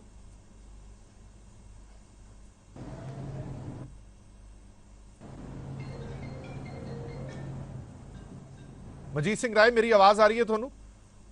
ਮਨਜੀਤ ਸਿੰਘ ਰਾਏ ਜੀ, ਆਵਾਜ਼ ਆ ਰਹੀ ਹੈ ਮੇਰੀ? ਆ ਰਹੀ ਹੈ ਜੀ। ਹਾਂਜੀ ਰਾਏ ਸਾਹਿਬ, ਸਵਾਲ ਇਹ ਹੈ, ਸਰੀਨ ਸਾਹਿਬ ਨੇ ਕਿਹਾ ਕਿ ਸਭ ਤੋਂ ਵੱਡਾ ਖਦਸ਼ਾ ਜਿਹੜਾ ਸੀਗਾ ਕਿਸਾਨ ਜਥੇਬੰਦੀਆਂ ਦਾ ਕਿ ਸਬਸਿਡੀ ਖਤਮ ਹੋ ਜਾਏਗੀ, ਉਹ ਅਸੀਂ ਬਿੱਲ ਦੇ ਵਿੱਚੋਂ ਪਹਿਲਾਂ ਹੀ ਕੱਢ ਦਿੱਤੀ ਹੈ ਉਹ ਮੱਦ। ਇਸ ਤੋਂ ਇਲਾਵਾ ਤੁਹਾਡਾ ਕੋਈ ਹੋਰ ਖਦਸ਼ਾ ਹੈਗਾ? ਇਸ ਕਰਕੇ ਕਿਸਾਨ ਜਥੇਬੰਦੀਆਂ ਨੂੰ ਘੱਟੋ ਘੱਟ ਵਿਰੋਧ ਨਹੀਂ ਕਰਨਾ ਚਾਹੀਦਾ ਕਹਿੰਦੇ ਨੇ। ਮੈਂ ਹਰਪ੍ਰੀਤ ਜੀ ਦੱਸਣਾ ਚਾਹਾਂ, ਸਰੀਨ ਜੀ ਨੂੰ ਇਹ ਮੈਂ ਪੁੱਛਣਾ ਚਾਹੁੰਦਾ ਕਿ ਮੋਦੀ ਜੀ ਕਹਿੰਦੇ ਸੀ ਮੈਂ ਦੇਸ਼ ਨਹੀਂ ਵਿਕਨੇ ਦੂੰਗਾ, ਅੱਜ ਕਿਹੜੀ ਚੀਜ਼ ਛੱਡੀ ਇਹਨਾਂ ਨੇ?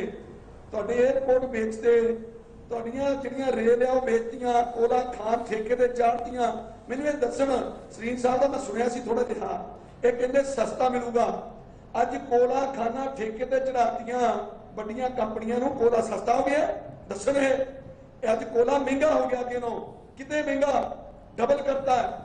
ਸੋ ਇਹ ਗੱਲਾਂ ਝੂਠ ਬੋਲ ਬੋਲ ਕੇ ਬੀਜੇਪੀ ਦਾ ਇਹ ਫਿਤਰਤ ਹੈ ਕਿ ਝੂਠ ਬੋਲ ਬੋਲ ਕੇ ਲੋਕਾਂ ਨੂੰ ਗੁੰਮਰਾਹ ਕਰਨਾ, ਪੂਰਾ ਦੇਸ਼ ਵੇਚਣ ਤੇ ਲਾਇਆ। ਅੱਜ ਜਿਹੜਾ ਇਲੈਕਟ੍ਰਿਸਿਟੀ ਤੁਹਾਡਾ ਸਿਸਟਮ ਹੈ ਸਾਰਾ ਗਿਰਵੇ ਰੱਖਣ ਜਾ ਰਿਹਾ ਹੈ। ਨਿੱਜੀਕਰਨ ਜਿਹੜਾ ਕਹਿੰਦੇ ਨਿੱਜੀਕਰਨ ਕਰਨ ਜਾ ਰਿਹਾ ਆ, ਜਿਹੜਾ ਮੋਦੀ ਕਹਿੰਦੇ ਸੀ ਦੇਸ਼ ਨਹੀਂ ਵਿਕਣੇ ਦੂਗਾ, ਵੇਚਣ ਜਾ ਰਿਹਾ ਆ। ਸੋ ਇਹ ਐਵੇਂ ਸਰੀਨ ਸਾਹਿਬ ਬੈਠੇ ਵਕਾਲਤ ਕਰੀ ਜਾਂਦੇ ਆ। ਸਰੀਨ ਸਾਹਿਬ, ਜਿਹੜੀ ਰਾਹਤ ਹੈ ਪ੍ਰਾਈਵੇਟ ਕੰਪਨੀਆਂ ਕਦੇ ਦੇ ਸਕਦੀਆਂ, ਸਰਕਾਰਾਂ ਦੇ ਸਕਦੀਆਂ। ਪ੍ਰਾਈਵੇਟ ਕੰਪਨੀਆਂ ਰਾਹਤ ਕਿੱਥੋਂ ਦੇਣਗੀਆਂ ਲੋਕਾਂ ਨੂੰ, ਗਰੀਬਾਂ ਨੂੰ, ਕਿਸਾਨਾਂ ਨੂੰ ਕਿੱਥੋਂ ਦੇਣਗੀਆਂ, ਮਜ਼ਦੂਰਾਂ ਨੂੰ ਰਾਹਤ? ਕਦੇ ਕੰਪਨੀ ਆਪਣੇ ਕੋਲ ਕੋਈ ਰਾਹਤ ਨਹੀਂ ਦਿੰਦੀ। ਸੋ ਇਹ ਨਿੱਜੀਕਰਨ ਹੋਣ ਜਾ ਰਿਹਾ, ਸਾਰਾ ਪ੍ਰਾਈਵੇਟ ਕੰਮ ਹੋ ਰਿਹਾ। ਤੇ ਜਦੋਂ ਪ੍ਰਾਈਵੇਟ ਕੰਪਨੀਆਂ, ਪ੍ਰਾਈਵੇਟ ਪਲੇਅਰ ਆਉਣਗੇ, ਉਹ ਮਨਮਰਜ਼ੀ ਨਾਲ ਲੋਕਾਂ ਦੀ ਛਿੱਲ ਲਾਉਣਗੇ। ਇਹ ਬੀਜੇਪੀ ਚਾਹੁੰਦੀ ਹੈ, ਇਹੀ ਕੁਝ ਹੋ ਰਿਹਾ ਹੈ। ਤੁਹਾਡੀਆਂ ਕੋਲਾ ਖਾਨਾਂ 'ਚ ਵੀ ਇਹੀ ਕੁਝ ਹੋ ਰਿਹਾ ਹੈ। ਅੱਜ ਕੋਲਾ ਕਿਸ ਭਾਅ ਵਿਕ ਰਿਹਾ, ਸਰੀਨ ਸਾਹਿਬ ਨੂੰ ਪੁੱਛੋ, ਇਹਨਾਂ ਨੂੰ ਪਤਾ? ਇਹ ਪਤਾ ਕਰਕੇ ਉਹਨਾਂ ਜਿਹੜਾ ਕਹਿੰਦੇ ਆ ਕਿ ਕਿਸਾਨ ਪੜ੍ਹ ਕੇ ਨਹੀਂ ਆਏ, ਇਹ ਪੜ੍ਹ ਕੇ ਆਉਣ ਵੀ ਕੋਲਾ ਖਾਨਾ ਜਿੱਦਣ ਦੀਆਂ ਠੇਕੇ ਤੇ ਚੜਾਈਆਂ ਉਦੋਂ ਦਾ ਅੱਜ ਦਾ ਕੀ ਫਰਕ ਹੈ ਰੇਟ ਦਾ, ਇਹ ਦੱਸਣ। ਇਹ ਪੜ੍ਹ ਕੇ ਆਏ। ਅੱਛਾ, ਮਨਜੀਤ ਰਾਏ ਇਸ ਗੱਲ ਤੇ ਮੈਨੂੰ ਦੱਸਿਓ, ਕਿਉਂਕਿ ਉਹ ਨੋਟਿਸ ਦੇ ਵਿੱਚ ਤਾਂ ਹੈਗਾ 4 ਨੰਬਰ ਤੇ ਕਿ ਸਟੇਕ ਹੋਲਡਰ ਜਿੰਨੇ ਨੇ ਉਹਨਾਂ ਨਾਲ ਗੱਲਬਾਤ ਕਰਨ ਤੋਂ ਬਾਅਦ ਸੰਸਦ ਦੇ ਵਿੱਚ ਬਿੱਲ ਲੈ ਕੇ ਆਵਾਂਗੇ। ਪਰ ਹੁਣ ਬੀਜੇਪੀ ਲੌਜਿਕ ਇਹ ਦਿੰਦੀ ਹੈ ਕਿ ਸਟੇਕ ਹੋਲਡਰਾਂ ਨੂੰ ਅਸੀਂ ਤਾਂ ਰੱਖੀਏ ਜੇ ਉਹਨਾਂ ਦੇ ਖਦਸ਼ੇ ਹੋਣ। ਤੁਹਾਡੇ ਖਦਸ਼ੇ ਕਹਿੰਦੇ ਨੇ ਅਸੀਂ ਕੱਢ ਦਿੱਤੇ ਵਿੱਚੋਂ। ਇਸ ਤੋਂ ਇਲਾਵਾ ਤੁਹਾਡਾ ਕੀ ਖਦਸ਼ਾ ਹੈ? ਤੁਹਾਡੀ ਸਬਸਿਡੀ ਬੰਦ ਨਹੀਂ ਹੋ ਰਹੀ, ਇਹ ਦਾਅਵਾ ਕਰਦੇ ਨੇ ਕਿ ਤੁਹਾਡੀ ਸਬਸਿਡੀ ਬੰਦ ਨਹੀਂ ਹੋਏਗੀ। ਫਿਰ ਮੈਂ ਬੇਨਤੀ ਕਰਾਂ ਹਰਪ੍ਰੀਤ ਜੀ, ਇਹ ਜਿਹੜਾ ਸਟੇਕ ਹੋਲਡਰ ਦੇ ਨਾਲ ਗੱਲਬਾਤ ਕਰਕੇ ਲਿਆਉਣਾ, ਉਹਦਾ ਵੀ ਸਾਡੇ ਨਾਲ ਕੋਈ ਮਤਲਬ ਨਹੀਂ। ਕਿਉਂਕਿ ਜਿਹੜੇ ਸਟੇਕ ਹੋਲਡਰ ਹੀ ਨਹੀਂ ਖੜੇ ਕਰਨੇ ਆ, ਜਿਹੜੇ ਜਿਵੇਂ ਹੁਣ ਐਮਐਸਪੀ ਦੀ ਕਮੇਟੀ ਜਿਨ੍ਹਾਂ ਨੇ ਕਿਸਾਨ ਲਿਆ ਕੇ ਖੜੇ ਕੀਤੇ ਆ, ਉਹੀ ਲਿਆ ਕੇ ਖੜਨਾ ਚੱਲਦੀ ਹੈ। ਇਹ ਸ਼ਰਾਰਤ ਦੇ ਨਾਲ ਸਾਰਾ ਕੁਝ ਹੀ ਪ੍ਰਾਈਵੇਟ ਕਰਨ ਜਾ ਰਿਹਾ, ਪੂਰਾ ਦੇਸ਼ ਵੇਚਣ ਜਾ ਰਿਹਾ ਹੈ। ਅੱਜ ਕੋਈ ਚੀਜ਼ ਇਹਨਾਂ ਨੇ ਛੱਡੀ ਨਹੀਂ ਜਿਹੜੀ ਪ੍ਰਾਈਵੇਟ ਨਹੀਂ ਹੋ ਰਹੀ। ਪੂਰੇ ਦਾ ਪੂਰਾ ਹਰ ਇੱਕ ਚੀਜ਼ ਜਿਹੜੀ ਹੈ ਉਹ ਸਾਰੀ ਅਡਾਨੀ ਤੇ ਵਾਨੀ, ਪੂਰੇ ਦਾ ਪੂਰਾ ਹਰ ਇੱਕ ਚੀਜ਼ ਜਿਹੜੀ ਹੈ ਉਹ ਸਾਰੀ ਅਡਾਨੀ ਤੇ ਵਾਨੀ ਨੂੰ ਭੇਟ ਕਰ ਦੇਣੀ ਇਹਨਾਂ ਨੇ। 2-3 ਘਰਾਣਿਆਂ ਦੇ ਸਾਰਾ ਕੁਝ ਪੂਰਾ ਦੇਸ਼ ਭੇਟ ਕਰਨ ਲੱਗੇ ਆ, ਪੂਰਾ ਦੇਸ਼ ਗੁਲਾਮ ਕਰਨ ਲੱਗੇ ਆ। ਔਰ ਇਹ ਅੱਜ ਹਵਾਲਾ ਦੇ ਰਹੇ ਨੇ ਕਿ ਤੁਹਾਡੀਆਂ ਸਬਸਿਡੀਆਂ ਨਹੀਂ ਬੰਦ ਹੋਣਗੀਆਂ। ਇਹ ਹੁਣ ਇਹ ਕਹਿ ਕੇ ਪਤਿਆਲਣਗੇ। ਇਹਨਾਂ ਨੇ ਕਿਹਾ ਸੀ ਨਾ ਕਿ ਇਲੈਕਟ੍ਰਿਸਿਟੀ ਬਿੱਲ ਨਹੀਂ ਲਿਆਵਾਂਗੇ। ਹਰਪ੍ਰੀਤ ਜੀ, ਮੈਂ ਪੁੱਛਣਾ ਚਾਹੁੰਦਾ ਹੈ, ਨਰਿੰਦਰ ਤੋਮਰ ਜੀ ਨੇ ਜਦੋਂ ਸਾਡੀ ਕੋਈ 7ਵੀਂ ਮੀਟਿੰਗ ਸੀ 8ਵੀਂ, ਉਹ 'ਚ ਬੜਾ ਹੁੱਬ ਕੇ ਕਿਹਾ ਸੀ ਕਿ ਅਸੀਂ 50% ਮੰਗਾਂ ਮੰਨ ਲਈਆਂ, ਜਿਹਦੇ ਵਿੱਚ ਪਰਾਲੀ ਵਾਲਾ ਬਿੱਲ ਵਾਪਸ ਲੈ ਲਿਆ ਤੇ ਇਲੈਕਟ੍ਰਿਸਿਟੀ ਬਿੱਲ ਬਿਨਾਂ ਸਲਾਹ ਮਸ਼ਵਰੇ ਤੋਂ ਪੇਸ਼ ਨਹੀਂ ਲੈ ਕੇ ਆਵਾਂਗੇ ਤੇ ਅੱਜ ਪੇਸ਼ ਕਰਤਾ ਬਿਨਾਂ ਸਲਾਹ ਮਸ਼ਵਰੇ ਤੋਂ। ਠੀਕ ਹੈ, ਤੇ ਠੀਕ ਹੈ, ਫਿਰ ਉਹ ਜਿਹੜਾ ਬਿਲਕੁਲ ਠੀਕ ਹੈ। ਮੈਂ 1 ਮਿੰਟ ਆ ਗਿਆ ਮੈਂ ਬਰਾੜ ਸਾਹਿਬ ਤੇ ਖੜਿਆਲ ਸਾਹਿਬ ਤੋਂ ਇੱਕ ਛੋਟਾ ਰਿਐਕਸ਼ਨ ਲੈ ਲਾਂ, ਫਿਰ ਸਰੀਨ ਸਾਹਿਬ ਕੋਲੋਂ ਜਵਾਬ ਲੈਣੇ ਆ। ਸਰੀਨ ਸਾਹਿਬ, ਇਹ ਕਿਸਾਨ ਆਗੂ ਮਨਜੀਤ ਰਾਏ ਨੇ, ਉਹਨਾਂ ਦਾ ਵੀ ਜਵਾਬ ਦੇ ਦਿਓ ਜ਼ਰੂਰ। ਚਰਨਜੀਤ ਸਿੰਘ ਬਰਾੜ ਸਾਹਿਬ, ਜਿਵੇਂ ਬੜੀ ਵਾਰੀ ਇਹ ਹੁੰਦਾ ਹੈ ਕਿ ਇੱਕ ਚਰਚਾ ਉਹੀ ਛੱਡ ਜਾਂਦੀ ਹੁੰਦੀ ਹੈ, ਵਿਰੋਧੀ ਧਿਰਾਂ ਜਿਹੜੀਆਂ ਨੇ ਉਹ ਸਰਕਾਰ ਤੇ ਨਿਸ਼ਾਨਾ ਸਾਧਣਾ ਚਾਹੁੰਦੀਆਂ ਨੇ ਕਿ ਦੇਖੋ ਜੀ ਸਭ ਕੁਝ ਵੇਚਤਾ, ਨਿੱਜੀਕਰਨ ਕਰ ਦਿੱਤਾ। ਇਹ ਆਪਾਂ ਨੂੰ ਵੀ ਪਤਾ ਹੈ ਕਿ ਸਰਕਾਰੀ ਸੇਵਾਵਾਂ ਤੋਂ ਕਈ ਗੁਣਾ ਬਿਹਤਰ ਹੁੰਦੀਆਂ ਨੇ ਪ੍ਰਾਈਵੇਟ ਸੇਵਾਵਾਂ, ਜੇ ਸਹੀ ਢੰਗ ਦੇ ਨਾਲ ਚੱਲਦੀਆਂ ਹੋਣ। ਇਹ ਕਹਿੰਦੇ ਨੇ ਕਿ ਜੇਕਰ ਪ੍ਰਾਈਵੇਟ ਸੈਕਟਰ ਆਂਦਾ ਹੈ, ਕੰਪੀਟੀਸ਼ਨ ਦੀ ਭਾਵਨਾ ਬਣੇਗੀ, ਲੋਕਾਂ ਨੂੰ ਸਸਤੀ ਬਿਜਲੀ ਮਿਲੇਗੀ ਔਰ ਜਿਹੜਾ ਹੱਕ ਹਕੂਕ ਹੋਏਗਾ ਉਹ ਸੂਬਾ ਸਰਕਾਰਾਂ ਦਾ ਹੋਏਗਾ। ਹਾਲੇ ਵੀ ਕੋਈ ਦੁਚਿੱਤੀ ਹੈਗੀ ਹੈ? ਕਿਉਂਕਿ ਬਿਜਲੀ ਦੇ ਵਿੱਚ ਪ੍ਰਾਈਵੇਟ ਸੈਕਟਰ ਤਾਂ ਤੁਹਾਡੀ ਸਰਕਾਰ ਵੇਲੇ ਵੀ ਆਇਆ ਸੀ, ਤੁਸੀਂ ਵੀ ਪ੍ਰਾਈਵੇਟ ਇੱਥੇ ਥਰਮਲ ਪਲਾਂਟ ਲਾਏ ਸੀ। ਦੇਖੋ 2-3 ਗੱਲਾਂ ਨੇ। ਸਭ ਤੋਂ ਪਹਿਲੀ ਗੱਲ ਤਾਂ ਇਹ ਹੈਗੀ ਹੈ, ਜੇ ਕੋਈ ਖਦਸ਼ਾ ਹੀ ਨਹੀਂ ਸੀ ਤੇ ਫਿਰ ਸਟੈਂਡਿੰਗ ਕਮੇਟੀ ਨੂੰ ਕਿਉਂ ਗਿਆ? ਇਹ ਤੇ ਸਰਕਾਰ ਨੇ ਆਪ ਹੀ ਵੀ ਮੰਨ ਹੀ ਲਿਆ ਨਾ 50-60% ਤਾਂ। ਇੱਕ ਗੱਲ ਮੈਂ ਕਰਾਂ। ਦੂਜੀ ਮੈਂ ਬੇਨਤੀ ਇਸ ਗੱਲ ਦੀ ਕਰਾਂ ਕਿ ਇਹ ਚੋਰ ਮੋਰੀ ਥਣੀ ਲਿਜਾਣ ਦਾ ਆਈਡੀਆ ਕੀ ਸੀ? ਜਦੋਂ ਪ੍ਰਧਾਨ ਮੰਤਰੀ ਸਾਹਿਬ ਦੇ ਲੈਵਲ ਤੇ ਫੈਸਲਾ ਹੋ ਕੇ ਵਾਪਸ ਹੋਇਆ ਸੀ, ਕਿਉਂ ਨਹੀਂ ਪੰਜਾਬ ਸਰਕਾਰ ਨੂੰ, ਪੰਜਾਬ ਦੇ ਮੁੱਖ ਮੰਤਰੀ ਨੂੰ ਭਰੋਸੇ 'ਚ ਲਿਆ ਗਿਆ? ਕਿਉਂ ਨਹੀਂ ਪੰਜਾਬ ਦੇ ਬਿਜਲੀ ਮੰਤਰੀ ਨੂੰ ਭਰੋਸੇ 'ਚ ਲਿਆ ਗਿਆ? ਕਿਉਂ ਨਹੀਂ ਇਹਨਾਂ ਦੀ ਕੋਈ 5 ਮੈਂਬਰੀ ਕਮੇਟੀ ਬਣਾ ਕੇ ਸੰਯੁਕਤ ਮੋਰਚੇ ਨੂੰ ਭਰੋਸੇ 'ਚ ਲਿਆ ਗਿਆ? ਜਾਂ ਬਾਕੀ ਦੇ ਸੂਬਿਆਂ ਨੂੰ, ਜਿੰਨਾ ਚਿਰ ਸੂਬੇ ਰਾਜ਼ੀ ਨਹੀਂ ਇਸ ਗੱਲ ਤੇ, ਅੱਜ ਕਿਸ ਕਿਸਮ ਦੀ ਕਾਮਾਰੋਲੀ ਪਈ ਹੋਈ ਸੀ ਲੋਕ ਸਭਾ ਦੇ ਵਿੱਚ। ਜੇਕਰ ਮੰਤਰੀ ਸਾਹਿਬ ਸਟੈਂਡਿੰਗ ਕਮੇਟੀ ਨੂੰ ਨਾ ਭੇਜਦੇ ਤੇ ਅੱਜ ਲੋਕ ਸਭਾ ਤੇ ਚੱਲਣੀ ਨਹੀਂ ਸੀਗੀ। ਇਸ ਕਰਕੇ ਜੋ ਉੱਥੋਂ ਦਾ ਹਾਲਾਤ ਬਣਿਆ ਪਿਆ ਸੀ, ਇਸ ਕਰਕੇ ਬੇਨਤੀ ਇਸ ਗੱਲ ਦੀ ਹੈ ਕਿ ਕਿਸੇ ਵੇਲੇ ਆਪਾਂ ਆਜ਼ਾਦ ਮੁਲਕ ਬਣਾਇਆ ਤੇ ਵੱਖਰੇ ਵੱਖਰੇ ਸੂਬੇ ਬਣਾਏ, ਸੰਘੀ ਢਾਂਚਾ ਕਾਇਮ ਕੀਤਾ। ਅੱਜ ਆਪਦੀ ਸਰਕਾਰੀ ਸੰਘੀ ਢਾਂਚੇ ਦੀ ਸੰਘੀ ਕੁੱਟ ਰਹੀ ਹੈ ਔਰ ਸਾਰਾ ਕੁਝ ਕੇਂਦਰ ਕੋਲੇ ਲਿਜਾ ਰਹੀ ਹੈ। ਇਹ ਕਿਉਂ? ਕੱਲਾ ਇਹਦਾ ਜਵਾਬ ਦੇ ਦੇਣ ਲੋਕਾਂ ਨੂੰ। ਇਸ ਕਰਕੇ ਬੇਨਤੀ ਹੈ ਕਿ ਜੇ ਅੱਜ ਨੰਬਰ ਪੂਰੇ ਨੇ, ਨੰਬਰ ਵਾਧੂ ਨੇ, ਤਾਂ ਸਟੇਟਾਂ ਦਾ ਜਿਹੜਾ ਗਲਾ ਨਾ ਘੁੱਟਿਆ ਜਾਵੇ। ਵਕਤ ਬਦਲਦੇ ਰਹਿੰਦੇ ਆ, ਫਿਰ ਕਈ ਵਾਰੀ ਇਹਨਾਂ ਫੈਸਲਿਆਂ ਤੇ ਹੀ ਪਛਤਾਉਣਾ ਪੈਂਦਾ ਜਦੋਂ ਕਿਸੇ ਦਾ ਹੋਰ ਹੱਥ ਚ ਆ ਜਾਂਦੀਆਂ ਇਹ ਜਿਹੀਆਂ ਜਿਹੜੀਆਂ ਹੈਗੀਆਂ ਸੰਸਥਾਵਾਂ ਜਾਂ ਇਹ ਜਿਹੇ ਥਾਂ।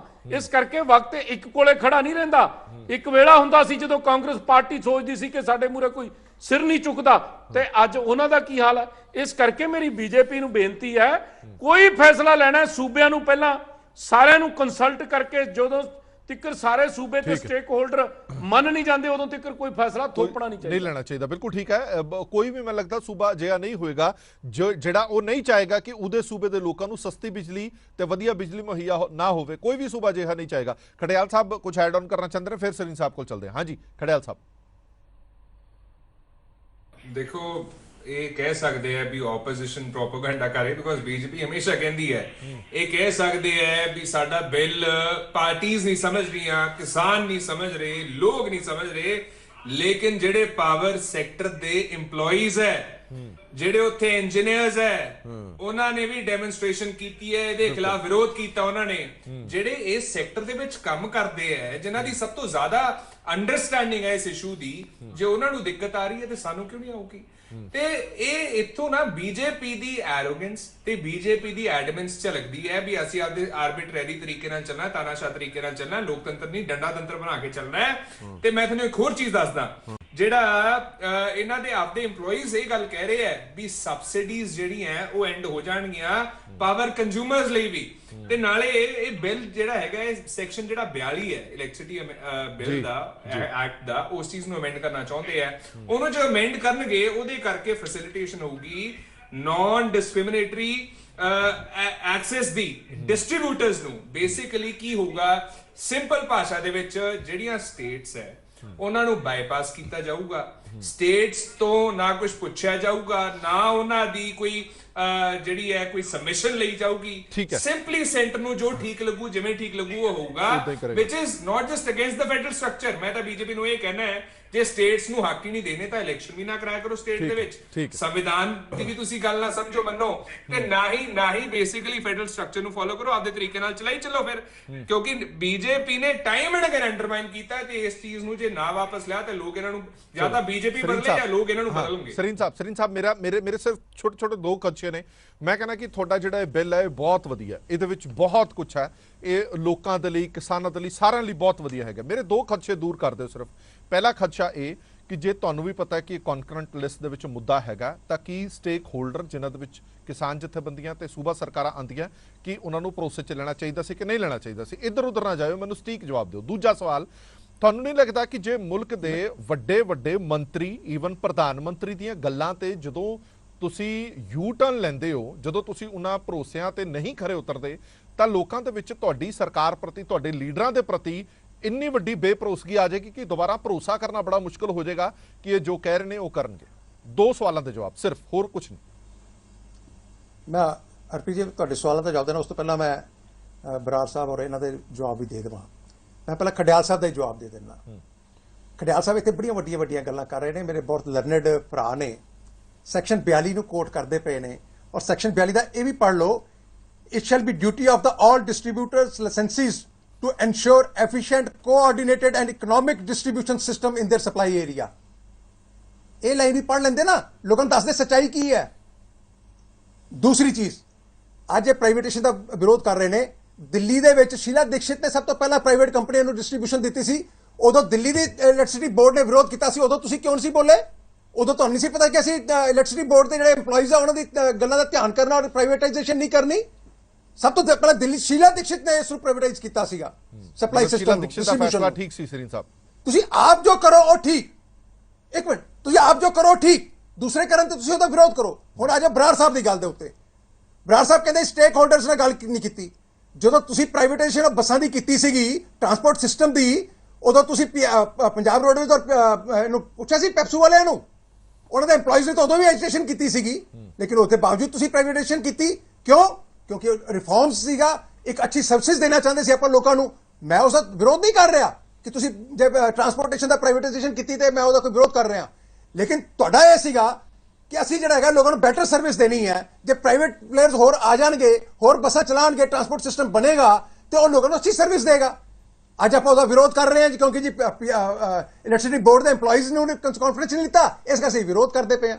ਮਤਲਬ ਦੋ ਗੱਲਾਂ ਨਹੀਂ, ਆਪਾਂ ਦੋਗਲੇ ਨੀਤੀ ਨਹੀਂ ਚੱਲ ਸਕਦੀ। ਚਲੋ ਸਰੀਨ ਸਾਹਿਬ ਹੁਣ ਮੇਰੀਆਂ ਤੁਸੀਂ ਜੋ ਕਰੋ ਉਹ ਠੀਕ, ਸਰੀਨ ਸਾਹਿਬ ਮੇਰੀਆਂ ਗੱਲਾਂ ਦਾ ਜਵਾਬ ਦੇ ਦਿਓ, ਲੇਕਿਨ ਜੇ ਮੇਰੀਆਂ ਗੱਲਾਂ ਦਾ ਜਵਾਬ ਦੇ ਬੀਜੇਪੀ ਕਰੇ ਆਪਾਂ ਉਹਦਾ ਵਿਰੋਧ ਕਰੀਏ। ਮੇਰੀਆਂ ਗੱਲਾਂ, ਮੇਰੇ ਸਵਾਲਾਂ ਦੇ 2 ਜਵਾਬ ਦੇ ਦਿਓ। ਕੀ ਤੁਹਾਨੂੰ ਲੱਗਦਾ ਕਿ ਸਟੇਕ ਹੋਲਡਰ ਲੈਣਾ ਚਾਹੀਦਾ ਕਿ ਨਹੀਂ? ਇੱਧਰ ਉੱਧਰ ਦੀਆਂ ਗੱਲਾਂ। ਦੂਜੀ ਗੱਲ ਇਹ ਹੈ ਕਿ ਤੁਸੀਂ ਤੁਸੀਂ ਨਹੀਂ ਮੰਨਦੇ ਤਾਂ ਫਿਰ ਬੇਭਰੋਸਗੀ ਨਹੀਂ ਲੋਕਾਂ ਦੇ ਵਿੱਚ ਆਏਗੀ ਜਾਂ ਨਹੀਂ ਆਏਗੀ?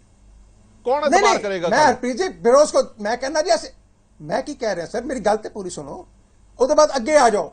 ਮੇਰੇ ਕਿਸਾਨ ਵੀਰ ਬਾਰ-ਬਾਰ ਭਾਈ ਕਹੀ ਜਾ ਰਹੇ ਕਿ ਬਿੱਲ ਚਾਰਜ ਹੋਏਗਾ। ਭਾਈ ਉਹ ਜਿਹੜਾ ਹੁਣ ਸਿਸਟਮ ਚੱਲਦਾ ਉਹਦੇ ਵਿੱਚ ਬੜਾ ਕਲੀਅਰ ਹੈਗਾ ਕਿ ਸਬਸਿਡੀ ਸਟੇਟ ਗਵਰਨਮੈਂਟ ਨੇ ਦੇਣੀ ਹੈ। ਅੱਗੇ ਜਿਹੜਾ ਪਹਿਲਾ ਅਮੈਂਡਮੈਂਟ 2020 ਆਈ ਸੀ ਉਹ ਚ ਸੀਗਾ ਕਿ ਪਹਿਲਾਂ ਬਿੱਲ ਦਿਓਗੇ ਫਿਰ ਤੁਹਾਨੂੰ ਸਟੇਟ ਗਵਰਨਮੈਂਟ ਦੇਗੀ। ਹੁਣ ਉਹ ਕਲੌਜ਼ ਖਤਮ ਹੋ ਗਈ। ਚਲੋ ਸਰੀਨ ਸਾਹਿਬ ਤੁਸੀਂ ਮੇਰੀ ਗੱਲ ਤੇ ਆ ਨਹੀਂ ਰਹੇ, ਮੈਨੂੰ ਬੜਾ ਅਫਸੋਸ ਹੈ, ਮੈਂ 2-3 ਵਾਰ ਤੁਹਾਨੂੰ ਪੁੱਛਿਆ ਪਰ ਤੁਸੀਂ ਮੇਰੀ ਗੱਲ ਤੇ ਆਏ ਨਹੀਂ। ਬਰਾੜ ਸਾਹਿਬ ਤੋਂ ਛੋਟਾ ਜਿਹਾ ਰਿਐਕਸ਼ਨ 30 ਸੈਕਿੰਡ। ਹਾਂਜੀ ਜੀ, ਮੇਰੀ ਬੇਨਤੀ ਹੈ ਸਰੀਨ ਸਾਹਿਬ ਨੂੰ ਕਿ ਸੂਬੇ ਦੇ ਅਸੀਂ ਕੋਈ ਫੈਸਲੇ ਕਰੀਏ, ਸਾਡਾ ਅਧਿਕਾਰ ਹੈ। ਇਹ ਕੇਂਦਰ ਸਾਡੀ ਬਾਂਹ ਮਰੋੜ ਕੇ ਕਿਉਂ ਕਰ ਰਹੀ ਹੈ? ਸਵਾਲ ਤਾਂ ਇਸ ਗੱਲ ਦਾ ਹੈ। ਜੇ ਸੂਬੇ 'ਚ ਕੋਈ ਗਲਤ ਹੋਇਆ ਤਾਂ ਦੂਜੀ ਸਰਕਾਰ ਆ ਕੇ ਆਪੇ ਪਲਟ ਸਕਦੀ ਹੈ, ਪਰ ਸੂਬਿਆਂ ਦੇ ਅਧਿਕਾਰ ਅਸੀਂ ਕੇਂਦਰ ਨੂੰ ਕਿਉਂ ਦੇ ਦਈਏ? ਸਾਡਾ ਸਵਾਲ ਤਾਂ ਇੱਥੇ ਖੜਾ ਸਿਰਫ।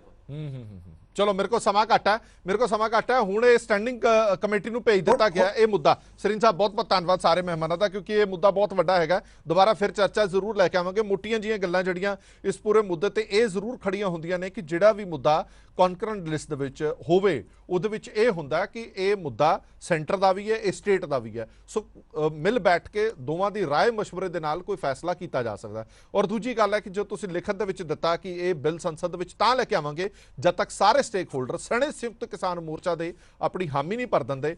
ਪਰ ਜੇਕਰ ਤੁਸੀਂ ਫਿਰ ਵੀ ਇਹ ਚੀਜ਼ਾਂ ਸੰਸਦ ਵਿੱਚ ਲੈ ਕੇ ਆਓ ਤਾਂ ਖਦਸ਼ੇ ਤਾਂ ਜ਼ਰੂਰ ਪ੍ਰਗਟ ਕੀਤੇ ਜਾਣਗੇ। ਖਦਸ਼ਿਆਂ ਦੇ ਨਾਲ ਸਵਾਲ ਵੀ ਖੜੇ ਹੋਣਗੇ ਔਰ ਬੇਭਰੋਸਗੀ ਵੀ ਪੈਦਾ ਹੋਏਗੀ। ਹੁਣ ਸਰਕਾਰ ਇਸ ਪੂਰੇ ਮੁੱਦੇ ਤੇ ਕੀ ਆਪਣਾ ਸਟੈਂਡ ਸਪਸ਼ਟ ਕਰੇਗੀ, ਇਸ ਤੇ ਇੰਤਜ਼ਾਰ ਹੈਗਾ। ਦੇਸ਼ ਦੁਨੀਆ ਦੀ ਬਾਕੀ ਖਬਰਾਂ ਲਈ ਬਣੇ ਰਹੋ PTC ਨਿਊਜ਼ ਦੇ ਨਾਲ। ਧੰਨਵਾਦ।